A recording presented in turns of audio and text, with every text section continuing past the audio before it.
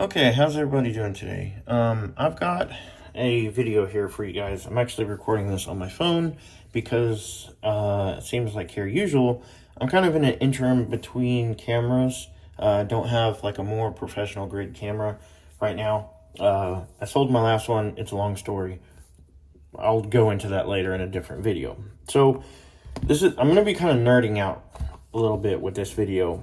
In my last one, where I was kind of doing a tour of all my tools and stuff like that, I kind of showed you guys all of my different headlamps that I had. And so my newest one is this other XH Pros headlamp. And I had this one previously. This one's, like a month or two old. And then this one I got a couple weeks ago. This one, it has a really nice, smooth light. But the problem was the battery didn't seem to last that long. And I'll go into that in just a little bit. But I got this other one. This is another XH Pros. It's got three regular LEDs, white LEDs, and it's got two red lamps. The LEDs on this one seem to be brighter than they are on this one. And the other strange part is that this one seems to last a little bit longer than that one does. Now, I had a Slonic headlamp that had the twist focus beam, which I loved that thing, and I literally lost it like the week after I made my last video, and I was really upset because that was a really good headlamp. It lasted a while. It had a beam where I could focus where I need it to be. It's on Amazon still. I can get it. I just haven't gotten around to it because I've been kind of doing some research and stuff with batteries and chargers. So now, the reason for all of this is I work industrial maintenance, and I work, 12, 13 hours, sometimes longer days, 4 days a week. So I need headlamps that will last a while without them weighing this, like as heavy as a brick is wearing it on your head. So it's been like an ever long search for the perfect headlamp, and it just doesn't quite exist. So, which kind of leads me to the video that I'm making today. These are XH Pro headlamps. They're good headlamps. They're fine. They're actually pretty, they're built pretty well. And the strange part is, on this first XH Pros ones that I bought, they put like some cement or glue to keep you from taking the battery out of this one. I'm not quite sure why. I did it anyways. I was freaking hard. I had to use some vice grips to get this thing off, but I finally did it, and it had a Roofer 18650 battery in it. And so I've got this one marked the first, which came in the first headlamp, and this is the other headlamp that I got, which also came with, it looks like a little bit updated, maybe battery, another Roofer 18650 battery. So those are good headlamps. I like them. And then I used to use this Go for Wild, which I talked about in my other video. This is another headlamp. That uses the 18650. It's got good light. It lasts, a decent amount of time. The problem was this thing is a little bit heavy, and it is a pain in the butt to get this thing to work properly. Like, you can click on the freaking on-off button like 20 times and it still won't come on. And then when you go and try and turn it off, it'll do the flashy strobe stuff, which annoys people, so I quit using it for work. And it came with this Go for Wild branded 18650. It says it's 2200 milliamp hours, but it lasted quite a while. It just may have more efficient LEDs in it. I'm not quite sure. So it then kind of led me down this rabbit hole of finding better 18650 batteries. And that opened up a huge can. Actually, before I start talking about that, with all of these headlamps that I have, I would have, like usually at work, I'd have two different headlamps. I'd have one, and I have another one on the charger that would be charging, and then I'd swap them out when one died. So the problem was that sometimes I'd forget, I'd leave one at work or I'd leave one at home, and it just became a hassle. And this little doohickey is from an older headlamp that I had that was like branded like a mining headlamp, which is like, you know, they would use in mines for like coal miners and stuff like that. And it had this big old bulky head strap on it. This was the battery pack that was on the back, and it was just way overkill. And on the back of it, it had this little flashing red light that you could, I guess it was to let people know where you were if you were inside of a mine, which is fine. It worked for what it was. But I didn't really use it. So I hacked it off, and the charging unit was inside of the battery pack, which uses a micro USB charger. And these are just some no-name branded 18650s. And these are, it says, yeah, there's just no name brand on it or anything. It just says CN 18650 3500 milliamp. And they last a decent amount of time for, you know, what I need them to.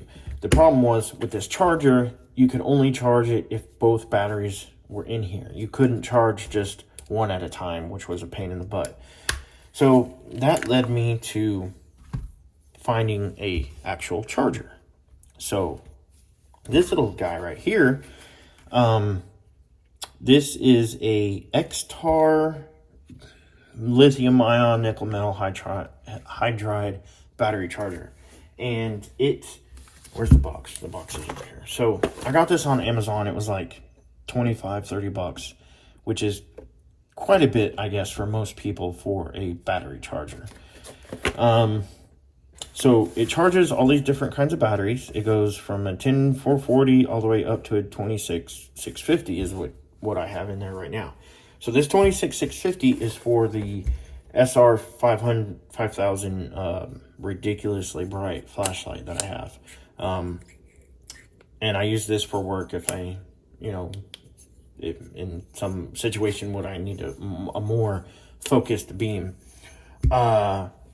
So anyway, this is a high quality charger in my opinion.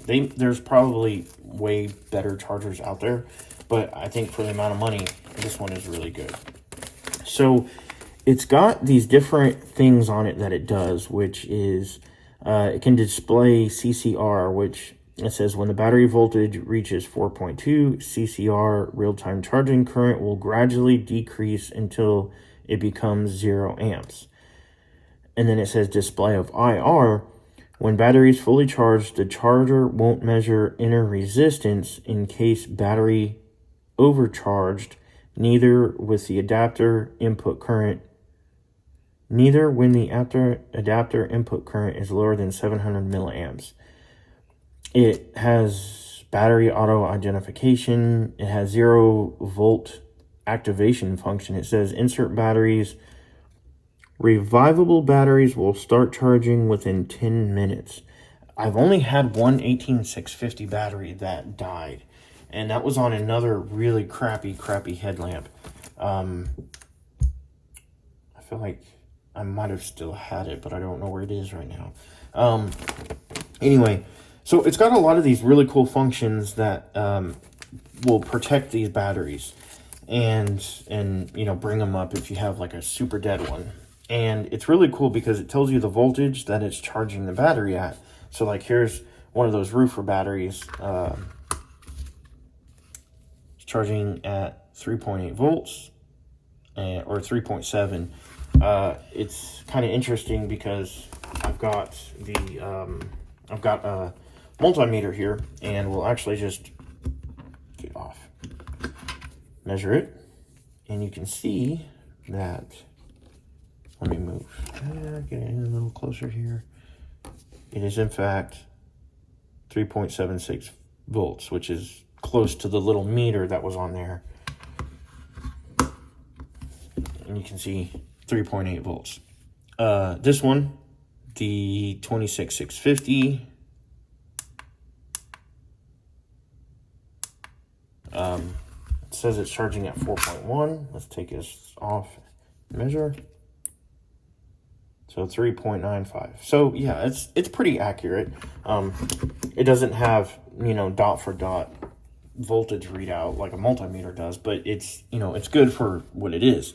And it also tells you the amperage that it's charging the battery at down here on the bottom. So like 1 amp, 1 amp. So if I was to take these two out and put in a fairly different battery, let's use these two generic ones.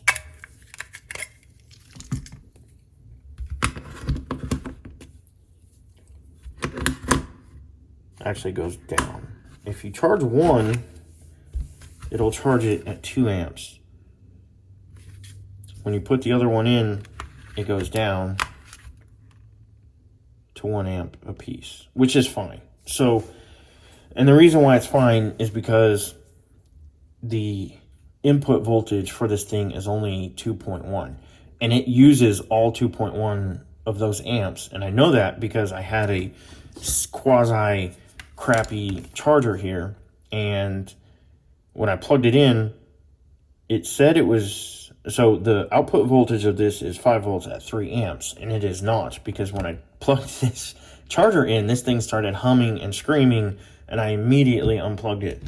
So use a good quality charger, which, like, this is an Aki, this is outputs 30 watts, and this is one of the new gallium something or another chargers.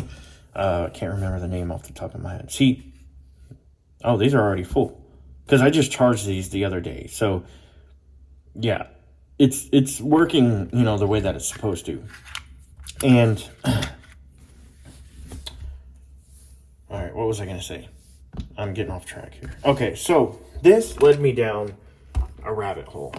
So I've got these 3 new batteries right here. These are Panasonic Sanyo. I've got the paper here. These are authentic Panasonic Sanyo NCR 18650 flat top, 10 amp, 3500 milliamp hour batteries. And I got them from this website called lithiumionwholesale.com. They have their own branded little 18650 that I bought. So these were like $6 a piece from that website. And then this was like $5.50. These are, they sent me this little certificate thing. I'm not going to show it because it's got my address on it. But they sent this piece of paper to say that, you know, these are actually Panasonic batteries. I marked these so I wouldn't forget, because earlier I was marking the other ones. Like this was the second Roofer 18650. I feel like I'm forgetting something. But anyway, so like I said, these are typically used on like vapes and also in, you know, headlamps and stuff of that nature. So it led me down a rabbit hole, because there's so many different kinds of makes and models and voltages and how many amps these things can handle, because, you know, different kinds of vapes, you know, with the coils and all that, they can draw more amperages, and I don't know anything about it. I went down that rabbit hole and I was like, all right, I got to get back to what I need, which is just some good quality, long lasting batteries for headlamps. And the reason why I'm talking about all this is because I'm one of those people that I have to have light to work and do things, and I don't know how people can work in the dark. It is one of the most infuriating things in my life. And people will just go work on something and they're like, and I'm like, where's your light? And they're like, I don't need to see in the dark. And I'm like, okay, anyway. So I'm getting off track here. So I've got this other one, which I'll just quickly talk about. This is just a generic little flashlight. I talked about it in my other video. And it comes with an 18652. And I'm not really quite sure what brand. It's just, you know, it's got some sort of, I don't know what language that is, if that's Chinese or Japanese writing. This is another 18650. It's charging at 3.8, 2 amps, 4.1. It's fluctuating. It hasn't measured. It takes a couple minutes for it to measure.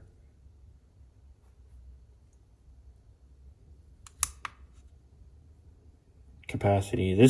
So this cap section on here, this tells you the capacity of the milliamp hours it has charged into the battery for each time you put in a battery.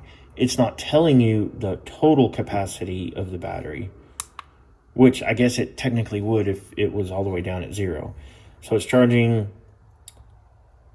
506 milliamp, which is not very much. And it's got an 86 milliohm inner resistance. I believe, is that what that said? Inner resistance? I don't know much about these things. Yeah, inner resistance so that it won't overcharge. Okay, so yeah, I mean, this is a pretty cool charger, I think. Hopefully I can see how well these Panasonic Sanyo batteries charge, and then I'll try out this lithium ion wholesale battery and see how well that one charges as well. So these Panasonics, let's take this guy out and see if there's any difference between the two.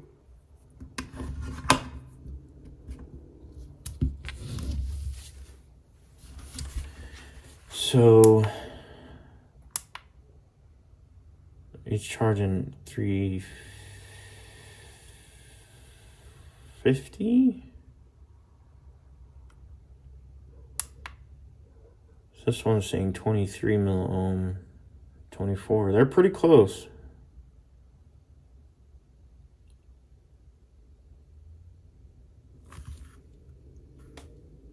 Yeah. So I'm going to let these guys charge, and then I will either report back or I won't on how well they last. I probably will. This video's been going on 16 minutes. I don't know why. I'm a nerd for these freaking headlamps because there's just no such thing as a perfect headlamp.